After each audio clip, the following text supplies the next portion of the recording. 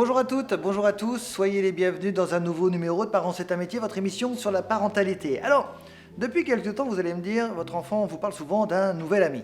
S'il semble bien réel pour lui, celui-ci est tout simplement invisible pour vous. Pas d'inquiétude, il est courant pour les enfants d'avoir ce que l'on appelle un ami imaginaire, vous diront à la fois vos voisins, à la fois votre famille, vos amis et même vos médecins.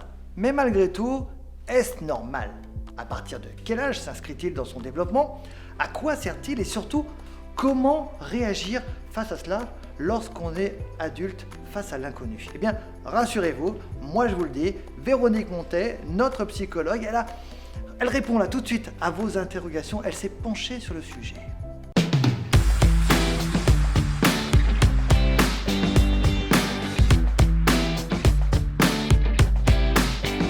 Bonjour Véronique. Bonjour Guillaume. Comment ça va? Très bien.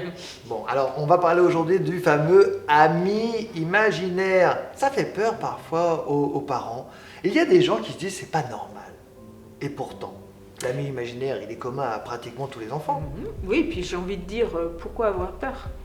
C'est un ami, à la base. Oui, Déjà, on n'a pas peur d'un ami. Non, mais je pense aux parents qui se disent oh, mon enfant n'est pas normal. Est-ce que c'est normal justement? C'est sûr qu'il ne faut pas confondre avec tout ce qui, par la suite, pourrait devenir des psychoses ou des choses comme ça, où on a une rupture. On parle d'un bébé là. Une rupture nette avec la réalité, où il n'y a plus de distinction entre la réalité et l'imaginaire. Là, on est dans le développement de l'enfant.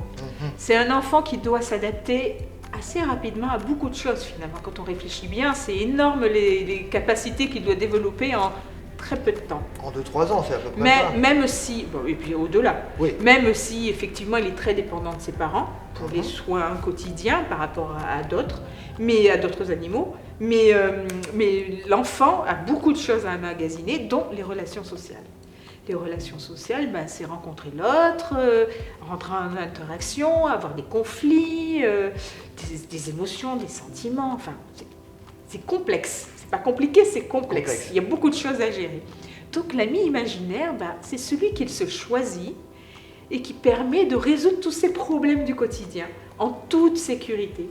Comme il y a un doudou qui rassure entre le monde interne et externe, là c'est un peu pareil.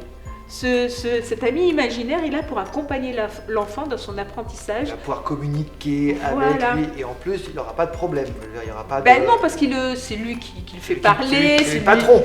Oui, complètement. Mais c'est comme un confident. Un confident, oui, ça c'est un confident. Quand il n'est pas bien, il va parler à son ami imaginaire. Alors bien sûr, s'il n'a que l'ami imaginaire... C'est dommage.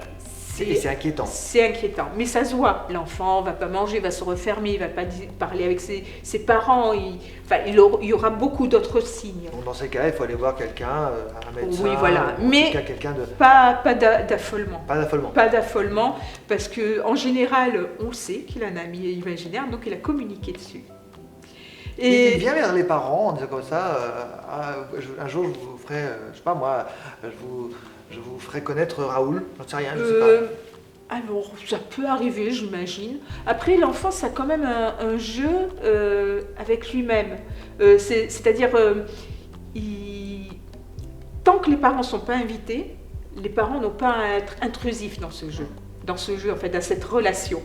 Ils n'ont pas à être intrusifs, c'est parce que c'est comme s'ils rentraient dans la pensée de l'enfant. Parce que l'enfant est en train de mentaliser un peu les relations, mais il le fait à l'extérieur, tout simplement. Mais après, progressivement, cet ami imaginaire va disparaître. Et bien souvent, si on demande à l'enfant quand est-ce qu'il a disparu, il ne s'en souvient même pas. Est-ce qu'un enfant, à partir de quel âge? Est-ce qu'un bébé peut avoir un ami imaginaire? Non, bébé, non, c'est trop... Un enfant de 10, 12 mois? Non, c'est trop tôt. Donc un enfant de 10-12 mois qui commence à faire c'est pas, quelqu'un.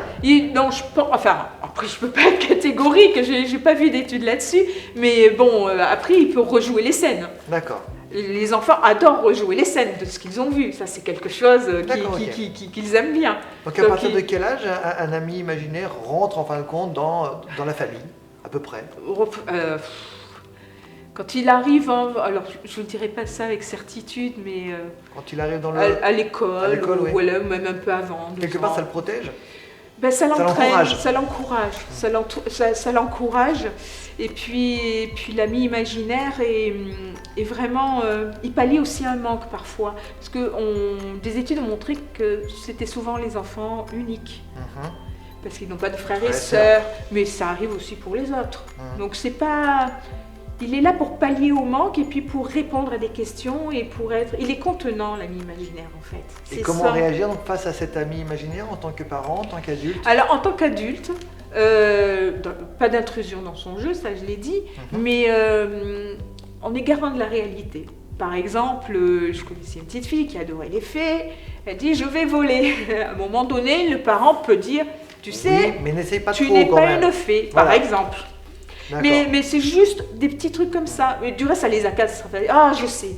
Ils le savent en général. Ils font ah oui, je sais, laisse-moi tranquille. Laisse-moi Nous, ça rêver. nous rassure, mais en même temps, mais au bout d'un moment, quand la qualité de l'amitié qu'il va avoir avec d'autres personnes, parce qu'il y a ça aussi, c'est les amis imaginaires, et puis versus les amis qu'il rencontre en Réel. vrai, donc ils sont plus compliqués.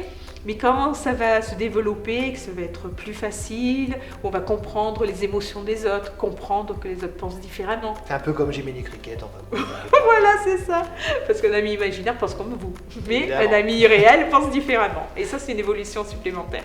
Merci beaucoup Véronique pour ce développement de l'ami imaginaire. On te retrouve très très vite dans un nouveau Parents c'est un métier. Mais